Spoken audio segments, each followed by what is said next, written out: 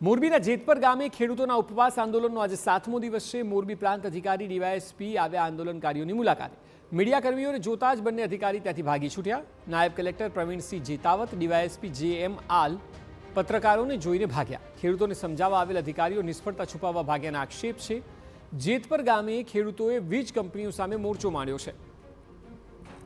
વીજ ટાવર માટે કપાતમાં જતી જમીનનું સંપૂર્ણ વળતર આપવા તેમણે માંગણી કરી છે। ખેડૂતો સહિત ગ્રામજનો પણ આંદોલનમાં જોડાયા છે। ત્યારે આજે ખેડૂતોને સમજાવવા આવેલ અધિકારીઓ ફરી નિષ્ફળ રહ્યાના દાવા થઈ રહ્યા છે।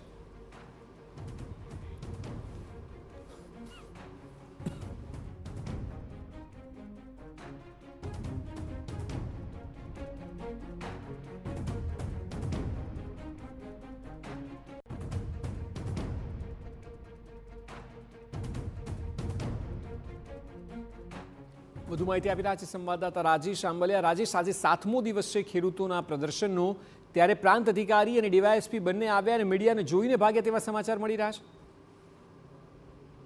જી, છેલ્લા 7 દિવસથી જે મોરબીનું જે જેતપર ગામ છે ત્યાં ખેડૂતો આંદોલન કરી રહ્યા છે અને વીજ કંપની દ્વારા તેમને યોગ્ય વળતર આપવામાં આવે તેની માંગ લઈને ઉપવાસ આંદોલન ઉપર બેઠા છે। ત્યારે આજે મોરબીના પ્રાંત અધિકારી અને ડીવાયએસપી ત્યાં છાવણીની મુલાકાતે આવ્યા હતા, પરંતુ જેવા મીડિયા અને કર્મીઓને જોતા તેઓ ભાગ્યા હતા અને મીડિયા સમક્ષ કંઈ પણ કહેવાની તેમને સ્પષ્ટ ના કહી હતી।